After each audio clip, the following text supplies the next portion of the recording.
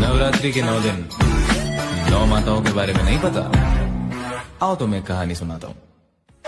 पहला रूप शैलपुत्री सती रूप अवतरित, तृतीया है ब्रह्मचारिणी शिव को जो समर्पित, चंद्रघंटा वो जिनके मस्तक पर चंद्र विराज, कुष्मांडा माँ सब ब्रह्मांड को खुद से उपाधि, स्कंद माता का पंचमी सर्व मोक्ष अंतया, छठवीं माँ कात्यायनी कष्ट रोग सब हरा, काल हरे काल निवारे भूत प्रेत दर कहाँ, भय से भी मुक्त सदा हो काल रात्रि जहाँ पे, श्वेत वस्त्र महागौरी अष्टमी को विराजे, सिद्धिदात्री हो नवमी हाथ चक्र वो साजे दोनों।